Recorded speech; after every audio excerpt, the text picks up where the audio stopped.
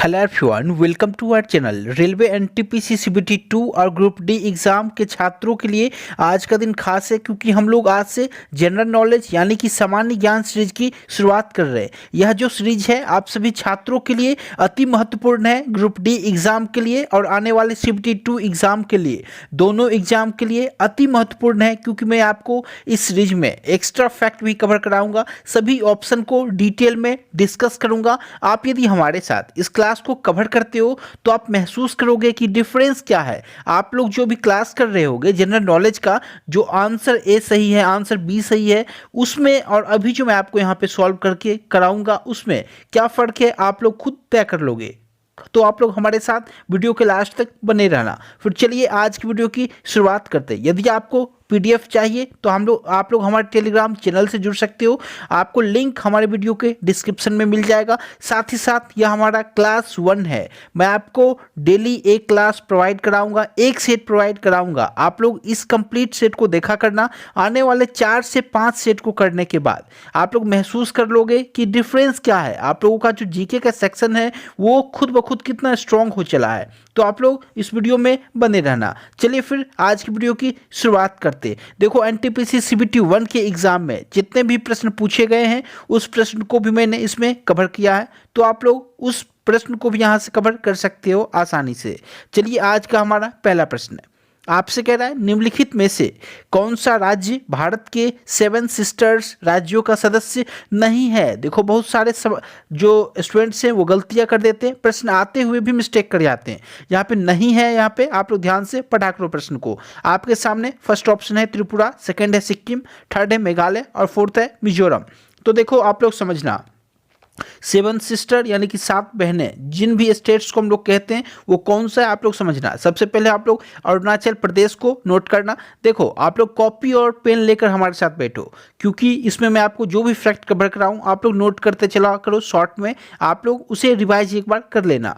देखो, अरुणाचल प्रदेश हो गया आपका, असम हो गया, मेघालय हो गया, मणिपुर हो गया, मिजोरम हो गया, नागालैंड हो गया और साथ ही साथ त्रिपुरा हो गया। ये सभी 7 स्टेट जो हैं हम लोग इसे 7 सिस्टर्स के नाम से जानते हैं। यह भारत का ईस्टर्न स्टेट है यानी कि पूर्वोत्तर भाग है। ठीक है, तो ये 7 स्टेट हैं, आप लोग याद रखना। तो आप लोग ध्यान से यदि ऑप्शन को देखोगे तो सिक्किम जो है वो हमारा 7 सिस्टर का हिस्सा नहीं है। देखो, सिक्किम जो है, आप लोग सिक्किम के बारे में 2 फैक्ट इंपॉर्टेंट है, आप लोग नोट कर लो। आपसे प्रश्न पूछे जाते हैं, जो सिक्किम का जो स्थापना है वो 1975 ईस्वी में किया गया था। संविधान के 36वां संविधान संशोधन यानी कि 36 अमेंडमेंट के तहत सिक्किम राज्य की स्थापना की गई थी। अब वो जो ईस्वी है 1975 का ईस्वी है, आप लोग याद रखना। और ये जो उस समय स्टेट बना था भारत का, ये 22वां राज्य बना था, 22। अब उसके बाद आप लोगों के लिए एक जो इम्पोर्टेंट है, देखो, यदि बड़ी इलायची की मैं बात करूं तो सबसे बड़ा उत्पादक आपका सिक्किम राज्य ही है भारत में। तो ये भी फैक्ट आप लोग ध्यान रखना। साथ ही साथ सिक्किम को हम लोग फल उद्यानों का शहर भी कहते हैं। तो ये तीनों फैक्ट आप लोग याद रखना। चलिए हम लोग चलते हैं नेक्स्ट सवाल पे।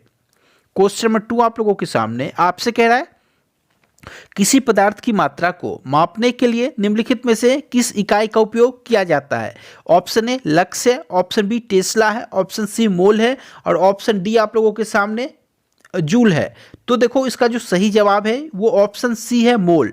जब भी हम किसी पदार्थ की मात्रा को मापते हैं तो मोल इकाई का इस्तेमाल करते हैं। देखो, यदि मैं यहाँ पे लक्स की बात करूँ तो ये जो है आपका, ये प्रदीप्त घनत्व का इकाई है। जबकि यदि मैं टेस्ला की बात करूँ तो ये चुंबकीय प्रेरण का इकाई है। आप लोग नोट करते चला करो। साथ ही साथ यदि मैं जूल की बात करूँ तो जूल जो है आपका, वो कार्य, ऊर्जा, ऊष्मा सभी का मात्रक है। तो आप लोग यहां से एक प्रश्न के तहत कई सारे फैक्ट को आप लोगों ने अभी कवर किया। चलिए हम लोग चलते हैं क्वेश्चन नंबर 3 पे। आशा करता हूं आज का जो ये सेशन है आप लोगों को पसंद आ रहा होगा। देखो, क्वेश्चन नंबर 3 आप लोगों के सामने आपसे कह रहा है, निम्नलिखित में से कौन सा डीआरडीओ द्वारा विकसित एक मल्टी बैरल रॉकेट सिस्टम है। ऑप्शन ए है त्रिशूल, ऑप्शन बी है धनुष, ऑप्शन सी है पिनाका और ऑप्शन डी है आप लोगों के सामने पृथ्वी। तो देखो, इस प्रश्न का जो सही जवाब है ऑप्शन नंबर सी है, पिनाका। पिनाका जो है वो डीआरडीओ के द्वारा विकसित एक मल्टी बैरल रॉकेट सिस्टम है। और यदि मैं यहाँ पे त्रिशूल की बात करूँ तो त्रिशूल जो है, देखो, इसका जो रेंज होता है वो केवल 0 से 12 किलोमीटर का रेंज होता है। यह जमीन से यानी कि सरफेस टू एयर ये प्रहार करता है, यानी कि सरफेस टू एयर, जमीन से वायु में प्रहार करेगा। और इसका रेंज आप लोग याद रखना 0 से 12 किलोमीटर का इसका रेंज होता है। और यदि मैं यहाँ पे पृथ्वी की बात करूँ तो देखो पृथ्वी जो है आपका, यह जमीन से जमीन पर मार करने वाला कम दूरी का बैलिस्टिक मिसाइल है। अब यहाँ पे आप लोग देख सकते हो पृथ्वी जो है वो जमीन टू जमीन, आपसे पूछा जाता है कि सरफेस टू सरफेस, तो आप लोगों को पृथ्वी को टिक करना है।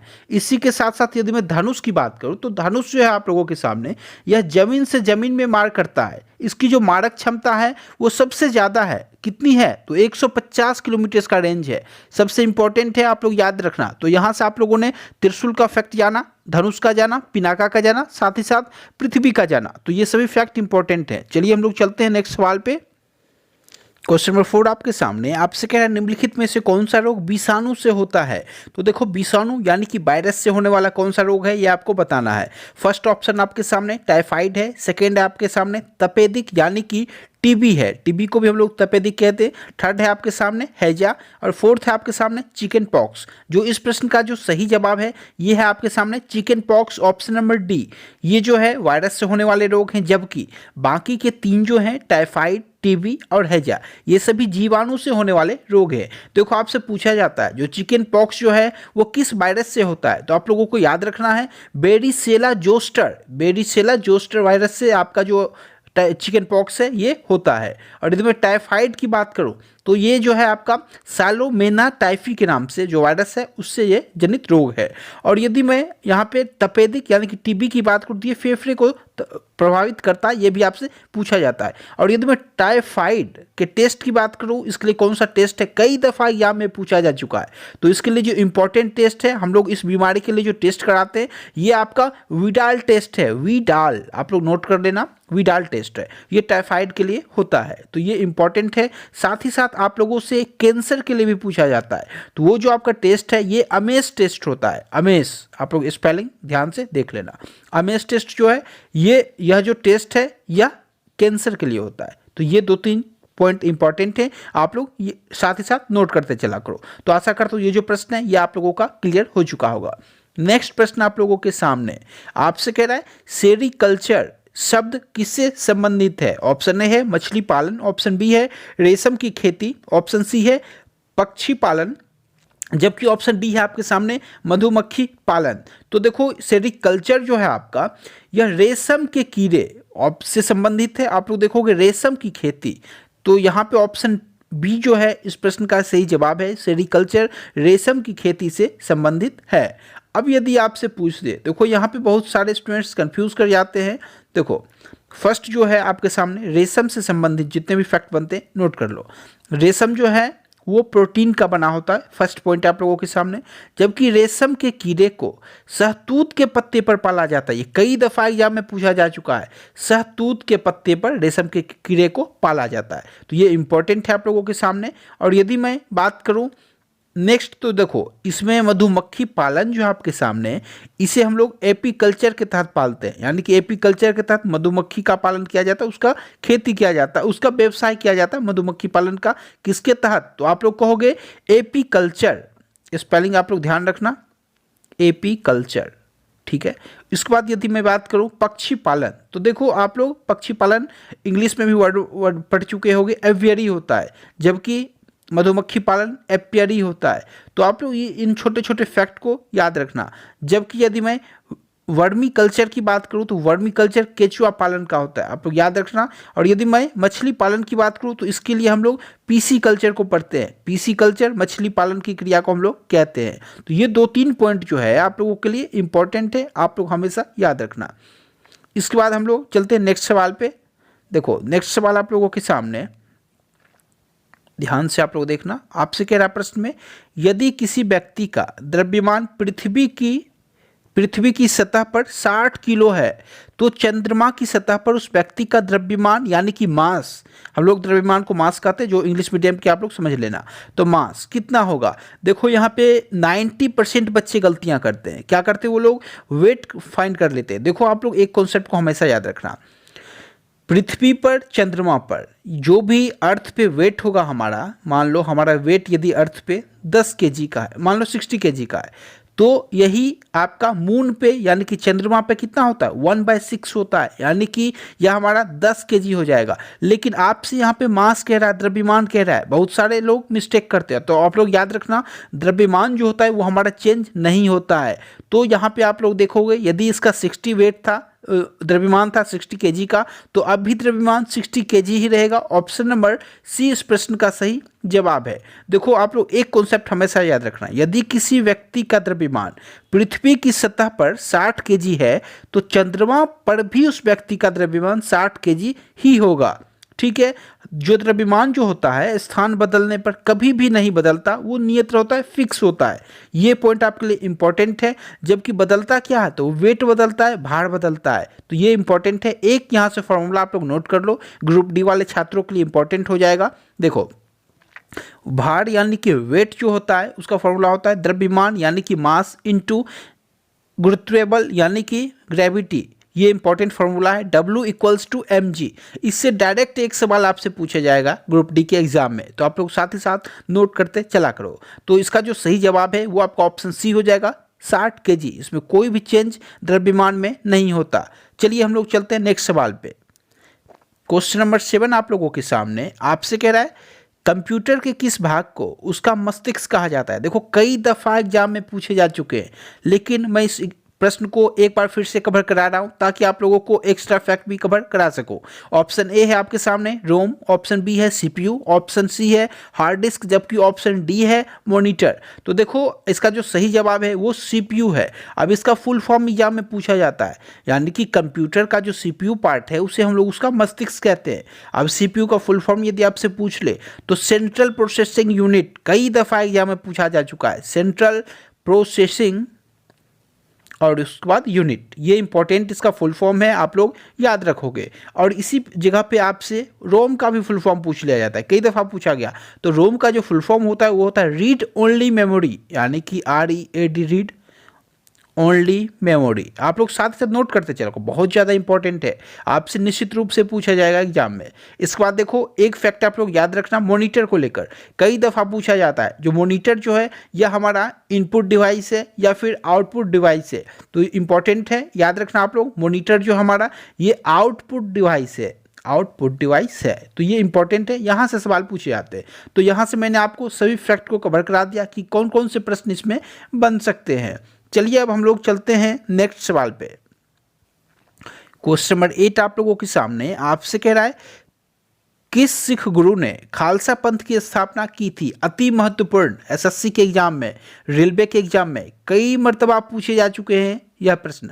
अब देखो इसका जो सही जवाब है वो क्या हो सकता है। ऑप्शन ए है आपके सामने श्री गुरु नानक देव जी, ऑप्शन बी है श्री गुरु तेग बहादुर जी, ऑप्शन सी है श्री गुरु हरगोबिंद जी, जबकि ऑप्शन डी है आपके सामने श्री गुरु गोविंद सिंह जी। तो देखो इस प्रश्न का जो सही जवाब है वो आपके सामने है गुरु गोविंद सिंह जी। कब, ऑप्शन नंबर कौन सा है, गुरु गोविंद सिंह जी। तो आप लोग देखोगे ऑप्शन नंबर डी इस प्रश्न का सही जवाब है। देखो कब किया था उन्होंने यह भी पूछ लिया जाता है, कई दफ़ा ईयर पूछा जा चुका है। तो 1699 यानी कि 1699 ईस्वी को बैसाखी के दिन किया था इन्होंने खालसा पंथ की स्थापना, श्री गोविंद सिंह जी ने। तो ये इंपॉर्टेंट है, इस फैक्ट को आप लोग ध्यान रखोगे, याद रखोगे। उसके साथ ही साथ आपसे पूछा जाता है कि यदि मैं यहाँ पे डिस्कस कर रहा हूँ तो आप लोगों को कुछ फैक्ट भी यहाँ पे कवर करा देता हूँ। देखो सिखों के 10वें एवं अंतिम गुरु गुरु गोविंद सिंह जी ही थे। ठीक है, इनका जन्म 1666 ईस्वी में कहाँ हुआ था, तो पटना में हुआ था, कई दफ़ा पूछा जाता है। तो ये इंपॉर्टेंट फैक्ट है, याद रखना। ये किस नंबर के गुरु थे, तो ये 10वें नंबर के गुरु थे, कई दफ़ा पूछा गया है। तो ये इंपॉर्टेंट फैक्ट थे। देखो साथ ही साथ एक इंपॉर्टेंट फैक्ट यहाँ से बनता है, जो गुरुमुखी आपसे पूछा जाता है, गुरुमुखी लिपि, गुरुमुखी लिपि जो है इसका आरंभ किस गुरु ने किया था, कई दफ़ा पूछा गया। तो इस प्रश्न का सही जवाब है आपका गुरु अंगद देव ने, गुरु अंगद देव जी ने। बहुत इंपॉर्टेंट है, याद रखना। एक प्रश्न आपसे पूछा जाता है जो अमृतसर जो शहर है वो किस जगह पे उस शहर का स्थापना करने का श्रेय किसे जाता है, तो गुरु रामदास। इस तरीके से इंपॉर्टेंट है, आप लोग इनका पोजीशन और इनका मुख्य पॉइंट आप लोग ध्यान रखना। एक प्रश्न पूछा जाता है यहाँ से। ठीक है, चलिए अब हम लोग आगे बढ़ते हैं। उससे पहले एक छोटा सा पॉइंट आप लोग नोट कर लो। गुरुमुखी लिपि आप लोगों ने देखा गुरु अंगद, जबकि यदि मैं बात करूं गुरु अर्जुन देव जो है वो आपके 5वें गुरु हैं।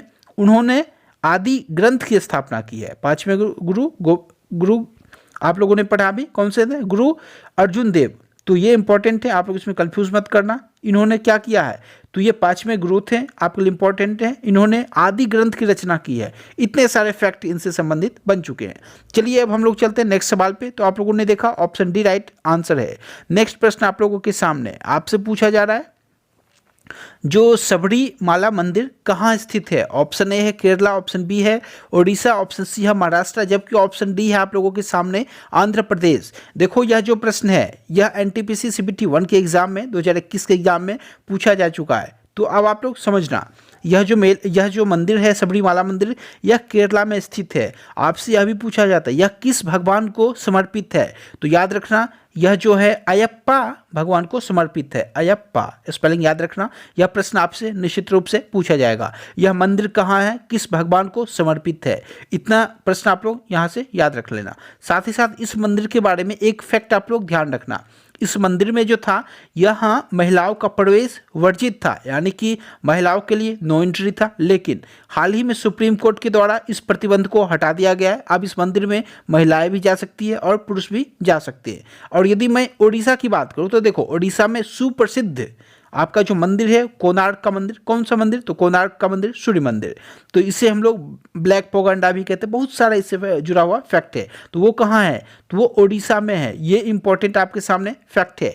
इसे उस मंदिर को जो है यूनेस्को के द्वारा, यह भी पूछा जाता है, भारत के विश्व विरासत में कब शामिल किया गया था? तो आप लोग याद रखना 1984 ईस्वी में। किसे? तो सूर्य मंदिर को, जो कि आपका उड़ीसा में स्थित है, उसे 1984 ईस्वी में भारत के विश्व विरासत स्थल के सूची में शामिल किया गया है। साथ ही साथ एक मंदिर के फैक्ट याद रखना आप लोग, दिलवाड़ा का जो जैन मंदिर है वो माउंट आबू में स्थित है। ये भी इंपॉर्टेंट है, आपसे पूछा जाता है दिलवाड़ा जो टेम्पल है वो किस धर्म से संबंधित है? तो जैन मंदिर जैन धर्म से संबंधित है। इतना इंपॉर्टेंट है, आप लोग याद रखना। और साथ ही साथ मंदिर की यदि मैं बात करूँ तो विश्व का जो सबसे बड़ा मंदिर है फिलहाल वो आपका अंकोरवाट का मंदिर है। वो कहाँ है? तो कंबोडिया में है। वो किस भगवान को समर्पित है यह भी पूछ लिया जाता है। तो वह जो भगवान है वो विष्णु भगवान है। यहाँ इंपॉर्टेंट है, ये सारे फैक्ट आप लोग ध्यान रखना। चलिए अब हम लोग चलते हैं नेक्स्ट सवाल पे। नेक्स्ट सवाल आप लोगों के सामने आपसे कह रहा है निम्नलिखित में से कौन सा स्मारक दिल्ली में स्थित नहीं है? नहीं है पे आप लोग फोकस करना।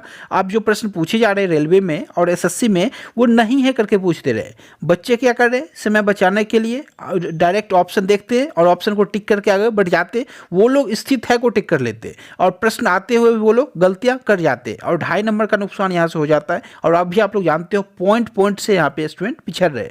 तो यहाँ पे आप लोग देख सकते हो इस प्रश्न का क्या सही जवाब है। आपसे कह रहा है निम्नलिखित में से कौन सा स्मारक दिल्ली में स्थित नहीं है? तो यदि आप लोग यहाँ पे ध्यान से देखोगे और समझोगे तो देखो अलाई दरवाजा दिल्ली में स्थित है, जबकि इंडिया गेट दिल्ली में स्थित है, आप लोग पढ़ चुके हो। और हुमायूं का मकबरा भी आपका दिल्ली में स्थित है, यानी कि ऑप्शन नंबर 2 जो है आपका बुलंद दरवाजा, यह दिल्ली में स्थित नहीं है। यह जो है यह फतेहपुर सिकरी में स्थित है। और फतेहपुर सिकरी कहाँ है? तो आप लोग को उत्तर प्रदेश में है, यूपी में है। यह प्रश्न यहाँ से इंपॉर्टेंट हो जाता है आप लोगों के लिए। और अलाई दरवाजा हो गया आपका, जबकि इंडिया गेट हो गया, हुमायूं का मकबरा हो गया, हाउस खास हो गया, लाल किला हो गया, सफदरगंज का मकबरा हो गया, जामा मस्जिद हो गया। ये सब जो है ये दिल्ली में स्थित है। आप लोग याद रखना, प्रश्न पूछे जाते हैं और पूछा जाएगा दिल्ली, यहाँ पे जामा मस्जिद के संस्थापक कौन है? तो वो कौन है? तो आप लोग कहोगे शाहजहां है। तो ये सारे फैक्ट है, आप लोग ध्यान रखना। चलिए अब हम लोग चलते हैं नेक्स्ट प्रश्न आप लोगों के सामने। आपसे कह रहा है महात्मा गांधी ने साबरमती से लेकर दांडी तक सुप्रसिद्ध नमक मार्च जो शुरू किया था, तो दांडी जो है वो गुजरात के किस जिले में स्थित है? यह प्रश्न आपसे पूछ लिया गया था। ऑप्शन ए है पोरबंदर, ऑप्शन बी है नवसारी, ऑप्शन सी है सूरत, जबकि ऑप्शन डी है आपका कच्छ। तो इस प्रश्न का सही जवाब है दांडी जो है आपका वो नवसारी जिला में स्थित है। गुजरात के नवसारी जिले में स्थित है दांडी। अब आप लोग यहाँ पे समझना इस फैक्ट को। देखो दांडी से संबंधित जो प्रश्न आपसे पूछे जाते हैं, 12 मार्च का वो दिन था, आपसे डेट पूछा जाता है 12 मार्च 1930 ईस्वी को। 12 मार्च 1930 ईस्वी को गांधी जी अपने 78 अनुयायी के साथ, यानी कि समर्थकों के साथ, साबरमती स्थित आश्रम के पास लगभग 384 किलोमीटर दूर दांडी किले पर प्रस्थान किया था। यह डेट जो है पूछा जाता है आपसे 12 मार्च 1930 को कितने समर्थकों के साथ, तो 78 समर्थकों के साथ। यह जो प्रश्न है यह आईबी के एग्जाम में पूछा गया था, जो कितने समर्थक थे उनके साथ। ऑप्शन था वहां पे 76, 72। बहुत सारे बच्चे कंफ्यूज हो गए थे, आप लोग यहाँ पे याद रखना 78 उनके साथ समर्थक थे।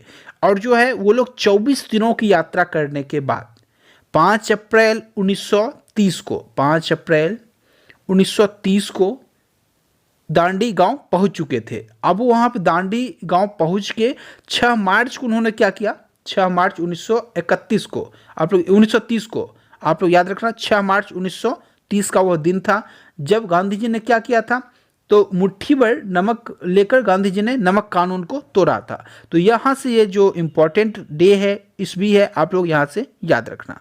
ये सारे जो फैक्ट है ये लगातार एग्जाम में पूछ लिए जाते हैं, इसलिए मैं यहाँ पे डिटेल डिस्कशन के बाद आप लोगों को यहाँ पे कवर करा दे रहा हूँ, ताकि आप लोग आसानी से प्रश्न एग्जामिनर कैसे भी आपसे घुमा के पूछे, क्योंकि अब वो समय गया जब आपसे डायरेक्ट सवाल पूछे जा रहे हो। अब वो प्रश्न को घुमा के पूछ रहे हैं, और प्रश्न को घुमा के जब पूछ रहे हैं तो आप लोग उसे सॉल्व कैसे करोगे, जब आप लोग एक एक ऑप्शन से रूबरू हो गए, आप लोग समझ पाओगे उसके फैक्ट को, उसके पीछे के रीजन को जान पाओगे, तभी आप लोग उसके आंसर को टिक करोगे। नेक्स्ट सवाल आप लोगों के सामने क्वेश्चन नंबर 12, भारत में केंद्रीय आलू अनुसंधान संस्थान कहाँ स्थित है। ऑप्शन ए है शिमला, ऑप्शन बी है दिल्ली, ऑप्शन सी है लखनऊ, ऑप्शन डी है रांची।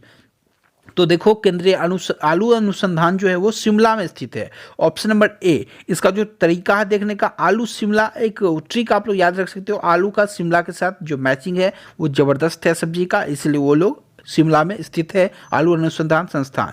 तो यहाँ पे आप लोग याद रख सकते हो आलू का शिमला से संबंध है, तो आप लोग आलू अनुसंधान जो टिक करोगे वो शिमला में करोगे, ऑप्शन ए में करोगे।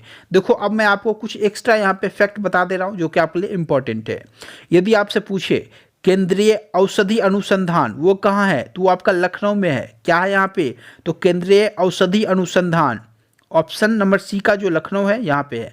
यदि मैं यहाँ पे रांची की बात कर लूँ तो रांची में जो है आपका इंडियन लाख रिसर्च संस्थान है, आपका इंडियन लाख रिसर्च संस्थान। जबकि यदि मैं दिल्ली की बात करूँ तो आयुर्वेद से संबंधित आप लोग टिक करना।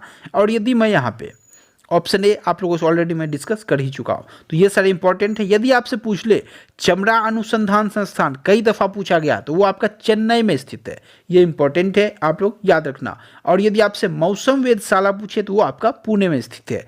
चलिए अब हम लोग चलते हैं नेक्स्ट सवाल पे।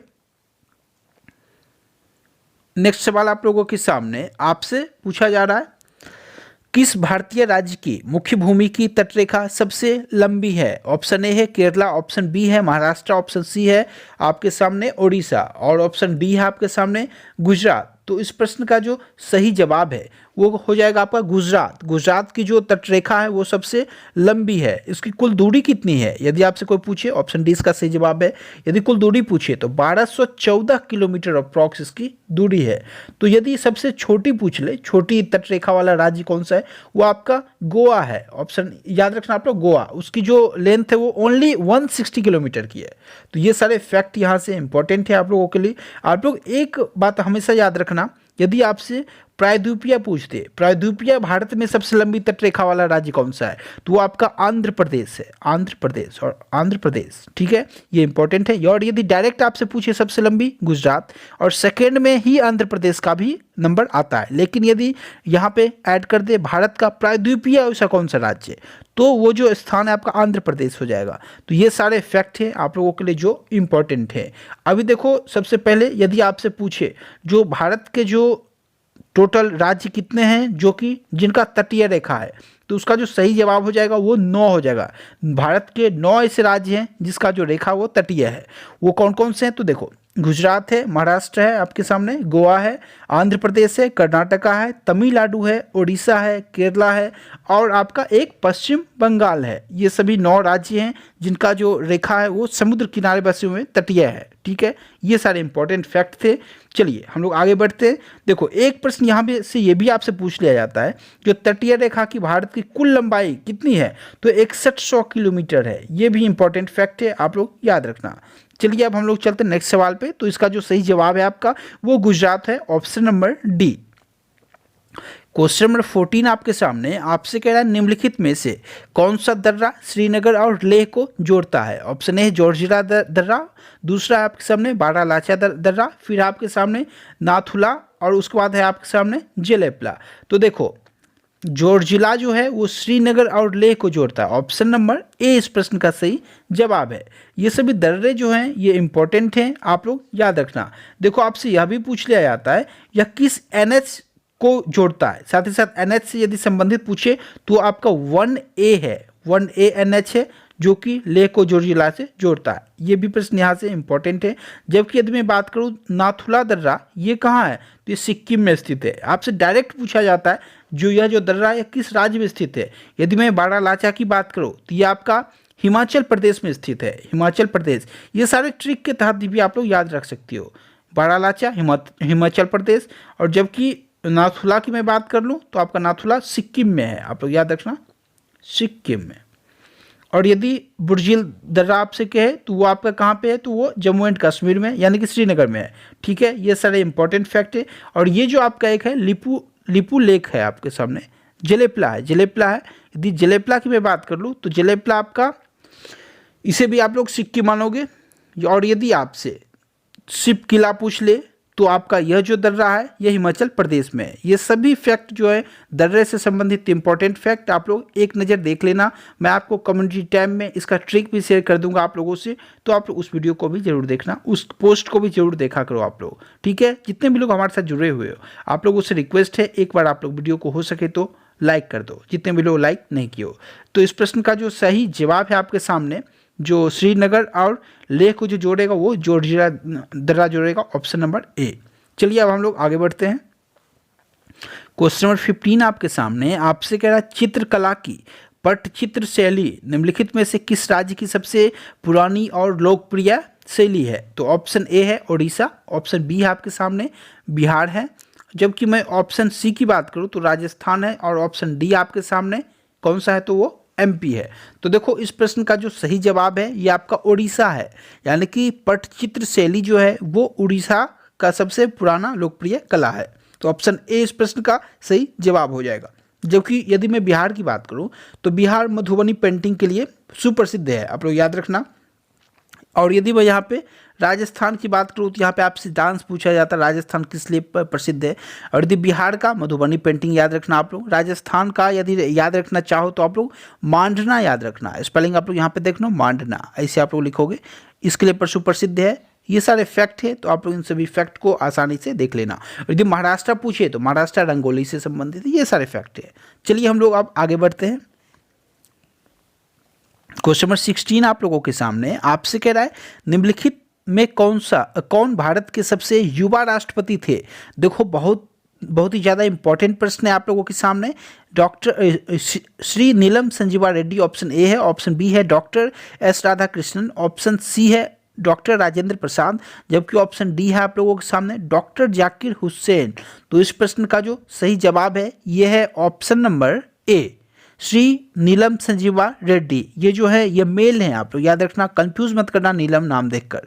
तो ये सारे फैक्ट है, ये इंपॉर्टेंट है। इनका एज भी पूछ लिया जाता है, कई दफ़ा पूछा गया, तो आप लोग एज इनका याद रखना 60, इनका एज शायद 64, मैं आपको श्योर होकर पिन कर दूंगा, लेकिन आप लोग यहाँ पे देख लेना, शायद इनका एज जो है वो 64 है।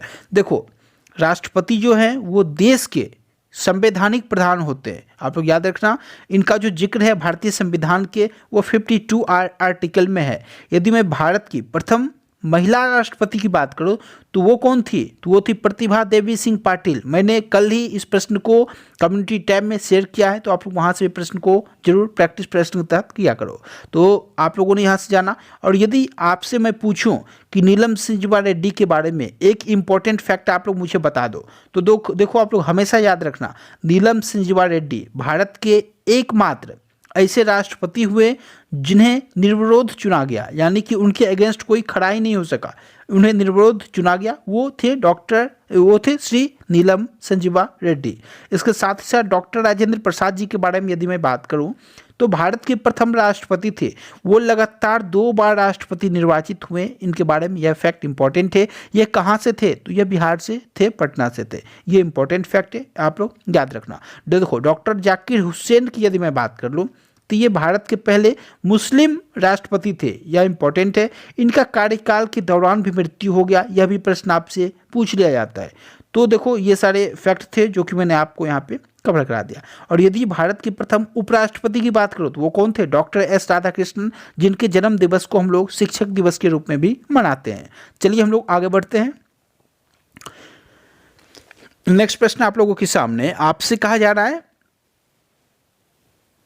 इंटरनेशनल कोर्ट ऑफ जस्टिस का हेडक्वार्टर कहाँ स्थित है? इंटरनेशनल कोर्ट ऑफ जस्टिस, आप लोग यहाँ ध्यान से पढ़ना। आपके सामने ऑप्शन ए है पेरिस, ऑप्शन बी है वाशिंगटन डीसी, ऑप्शन सी है न्यूयॉर्क, जबकि ऑप्शन डी है द हेग।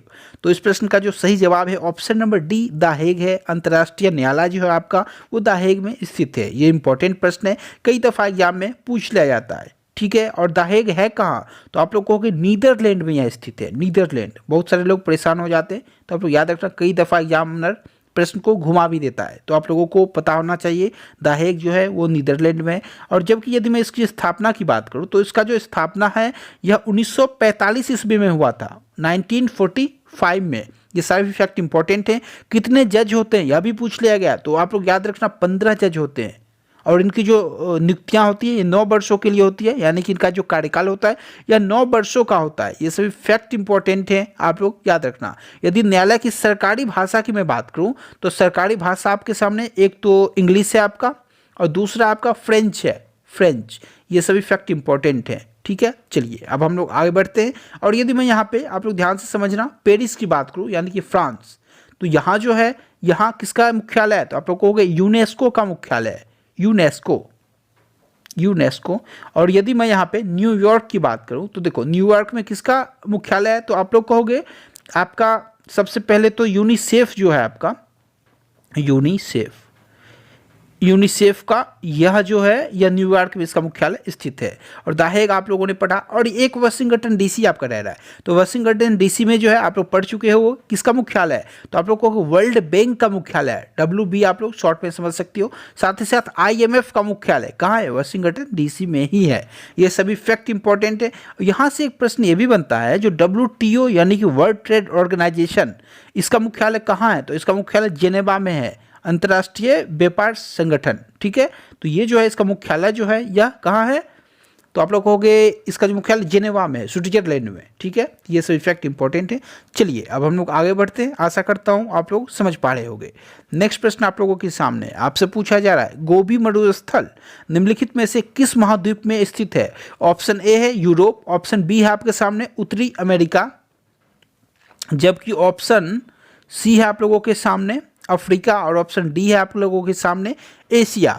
तो देखो यह जो महाद्वीप स्थित है वो आपका एशिया में स्थित है। ऑप्शन डी गोबी मरुस्थल एशिया महाद्वीप में स्थित है। इसके बारे में याद रखना, यह जो प्रश्न है कई दफ़ा एग्जाम में पूछ लिया गया, इस बार पूछा गया था। तो इसका जो विस्तार है यह मंगोलिया से लेकर चीन तक है, ठीक है। मंगोलिया में भी है आपका, और आपका चाइना में भी है गोबी का। जबकि टकला मकान आपसे पूछ ले तो यह कहाँ है? बहुत सारे बच्चे कंफ्यूज हो गए थे इस बार। मंगोलिया भी दिया गया था ऑप्शन में, चाइना भी दिया गया था, वहाँ पे चाइना को सही माना गया है RRB की ओर से।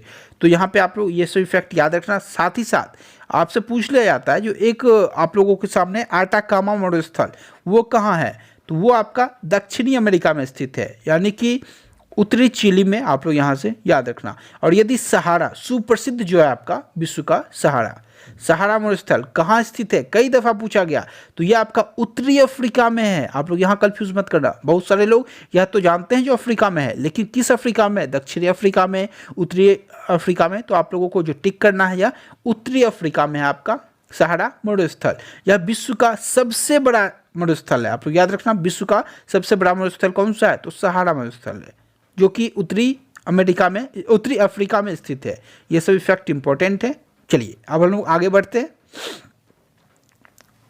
नेक्स्ट प्रश्न आप लोगों के सामने आपसे पूछा जा रहा है, जो राजतरंगिणी के लेखक कौन है? देखो बहुत इंपॉर्टेंट बुक है ये, कई दफ़ा एग्जाम में पूछ लिया गया। तो इस प्रश्न का जो सही जवाब है, सबसे पहले हम लोग ऑप्शन देखेंगे, कालिदास हैं, ऑप्शन बी है चंद्रबरदाई, ऑप्शन सी है जयदेव, जबकि ऑप्शन डी जो है वो कल्हण है।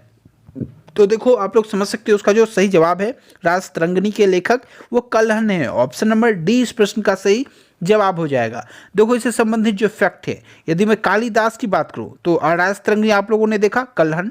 यदि मैं कालिदास की रचनाओं की बात करूं, कई दफा पूछा गया, तो कुमार संभवम हो गया, रघुवंशम हो गया, अभिज्ञान शकुंतलम सुप्रसिद्ध जो है आपका, साथ ही साथ मेघदूत भी आप लोग एक याद रखना, कई दफा पूछा गया है। मेघदूत ये सभी जो रचनाएं हैं ये कालिदास की सुप्रसिद्ध रचनाएं हैं।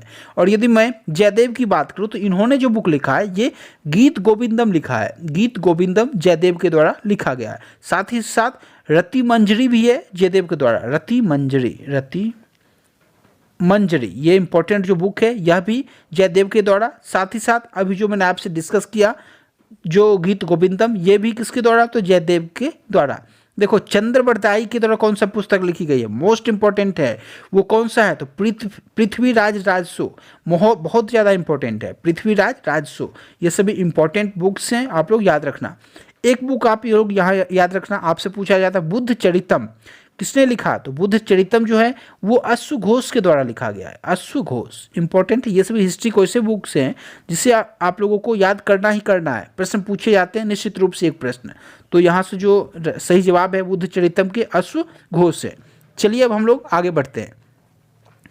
नेक्स्ट प्रश्न आप लोगों के सामने क्वेश्चन नंबर 20 आपसे कह रहा है पानीपत का द्वितीय युद्ध जो है अकबर और हेमू के बीच किस वर्ष हुआ था। ऑप्शन ए है 1526, ऑप्शन बी है 1536, ऑप्शन सी है 1576, ऑप्शन डी है आप लोगों के सामने 1556। तो देखो इस प्रश्न का जो सही जवाब है पानीपत का जो द्वितीय युद्ध हुआ था अकबर और हेमू के बीच वह 1556 ईस्वी में हुआ है। ऑप्शन नंबर डी इस प्रश्न का सही जवाब हो जाएगा। इसलिए मैं आपसे कहता हूँ जितने भी प्रमुख युद्ध लड़े गए हैं, यानी कि पानीपत का प्रथम युद्ध, द्वितीय युद्ध, प्लासी का युद्ध हो गया, बक्सर का युद्ध हो गया, इन सभी युद्ध को आप लोगों को अच्छे से करना है। हल्दी काठी का युद्ध हो गया आपका, ये सभी युद्ध को किसके किसके बीच लड़ा गया, किसने जीता, किस ईयर में युद्ध लड़ा गया था, ये सभी जो युद्ध है आप लोगों को अच्छे से करने हैं। तो आप लोग समझना पानीपत का, यदि मैं प्रथम युद्ध की बात करूं तो पानीपत का प्रथम युद्ध जो है वो बाबर और इब्राहिम लोदी के बीच हुआ था। यहाँ से मुगलों की एंट्री हुई थी भारत में, वो कब हुआ था, तो आप लोग कहोगे 1526 ईस्वी को हुआ था। 1526 को पानीपत का प्रथम युद्ध बाबर और इब्राहिम लोदी के बीच। किसकी जीत हुई थी, तो आप लोग कहोगे बाबर की जीत हुई थी, और यहाँ से मुगलों ने कब्जा किया था भारत में। ठीक है, तो यहाँ से आप लोग यहाँ पे फैक्ट पढ़ सकते हो। और यदि मैं पानीपत की तृतीय युद्ध की बात करूं, यानी कि तीसरी युद्ध, तो वो कब लड़ी गई थी, तो आप लोग कहोगे 1761 ईस्वी 1761 में लड़ी गई थी। किसके किसके बीच पूछा गया है, हाल ही में जो आपका एग्जाम हुआ है एनटीपीसी में पूछा गया, एसएससी के एग्जाम में पूछा गया। तो वो जो युद्ध है वो 1761 में पानीपत की तृतीय युद्ध लड़ी गई है। वो किसके बीच, तो मराठा और अहमद शाह अब्दाली की सेना के बीच। ये सभी फैक्ट हैं, इंपॉर्टेंट हैं, कई दफ़ा पूछे गए। और यहाँ से आप लोग एक इंपॉर्टेंट युद्ध भी याद रखना, वो जो युद्ध है आपका हल्दी घाटी का युद्ध है, वो कब लड़ा गया, तो 1576 ईस्वी में। आप लोगों ने सुप्रसिद्ध जो आपके महाराणा प्रताप जी थे उनका नाम सुन रखा होगा, जो कि मेवाड़ के शासक थे, उनके बीच और अकबर के बीच लड़ी गई थी यह युद्ध। तो 1576 में कौन सी युद्ध, तो आप लोग कहोगे हल्दी घाटी की युद्ध। तो ये सभी फैक्ट इंपॉर्टेंट है, सभी युद्ध को याद रखना। प्लासी का युद्ध पूछा जाता है आपसे, बक्सर का युद्ध पूछा जाता है, तो ये सभी युद्ध को आप लोगों को अच्छे से कंप्लीट रखना है। देखो नेक्स्ट प्रश्न आप लोगों के सामने आपसे कहा जा रहा है निम्नलिखित में से कौन सा देश संयुक्त राष्ट्र सुरक्षा परिषद का स्थायी सदस्य नहीं है। देखो नहीं है आपसे फिर से पूछते हैं, बहुत सारे लोग कंफ्यूज हो जा रहे हैं, जो है वहाँ पे टिक कर देते। तो देखो ऑप्शन ए आपका चाइना है, ऑप्शन बी है यूनाइटेड किंगडम, ऑप्शन सी है फ्रांस, ऑप्शन डी है जापान। जो देखो आपका संयुक्त राष्ट्र सुरक्षा परिषद का स्थायी जो सदस्य है वो चीन है, यूनाइटेड किंगडम यानी कि यूके है आपका, साथ ही साथ आपका फ्रांस भी है, लेकिन जापान नहीं है। तो इस प्रश्न का सही जवाब हो जाएगा आपका ऑप्शन डी। देखो यह जो प्रश्न है आपसे कई दफ़ा पूछे जा चुके हैं। एक दो पॉइंट आप लोग याद रखना, तो कुल मिलाकर सुरक्षा परिषद में जो सदस्य होते हैं सदस्यों की संख्या वो 15 होती है। अब 15 में से 5 जो होते हैं वो स्थायी होते हैं, जबकि आपके 10 जो होते हैं ये अस्थायी होते हैं। तो स्थायी जो 5 होते हैं वही आपसे यहाँ पे पूछा जा रहा था, जो इसमें से स्थायी सदस्य कौन नहीं है। तो आप लोग याद रखना, देखो आप लोग यहाँ से फैक्ट नोट करते चलो, जो भी 5 स्थायी सदस्य हैं ना वो आपसे किसी न किसी रूप में पूछ लिए जाते हैं। तो आप लोग नोट कर लो स्थायी सदस्य कौन कौन से हैं। फर्स्ट है आपका, जो फर्स्ट है वो अमेरिका है, सेकेंड है आपका रसिया, थर्ड है आपका ब्रिटेन, आप लोग याद रखना, ब्रिटेन हो गया। उसके बाद फोर्थ है आपका फ्रांस, फ्रांस याद रखोगे। और आपका जो फिफ्थ है वो चाइना है। ये सभी 5 है, इंपॉर्टेंट हैं, जो कि स्थायी सदस्य हैं संयुक्त राष्ट्र सुरक्षा परिषद के। आप लोग यहाँ पे याद रखना। इनका जो कार्यकाल होता है वो 2 वर्षों का होता है, ठीक है। चलिए, मतलब कि 2 वर्षों के लिए ये स्थायी सदस्य चुने जाते हैं। ये सभी इंपॉर्टेंट हैं। स्थायी तो स्थायी फिक्स है, अस्थायी और स्थायी जो होते हैं वो 2 वर्षों के लिए चुने जाते हैं। तो अस्थायी सदस्यों में भारत अभी उसका हिस्सा है। तो ये सब इंपॉर्टेंट फैक्ट है, आप लोग ध्यान रखना। चलिए अब हम लोग आगे बढ़ते हैं, लेकिन यहाँ एक फैक्ट याद रखना, संयुक्त राष्ट्र पूछा जाता है संयुक्त राष्ट्र का स्थापना दिवस क्या है। तो वो जो दिवस है वो आपका 24 अक्टूबर का है। अभी ही पूछा गया एनटीपीसी एग्जाम में। तो 24 अक्टूबर है, 24 अक्टूबर 1945 है। ईयर भी आप लोग याद रखना। तो ये सभी इंपॉर्टेंट फैक्ट हैं। तो आशा करता हूँ आज का ये जो सेशन होगा आप लोगों को पसंद आया होगा। यदि पसंद आया तो प्लीज़ वीडियो को आप लोग लाइक करके शेयर करना, ताकि आप लोगों का रिस्पॉन्स दिखे और मैं दुगुना मेहनत के साथ आप लोगों के लिए नेक्स्ट सेट को लेकर आ सकूँ। चलिए आज के इस वीडियो में यहीं तक। Thank you so much.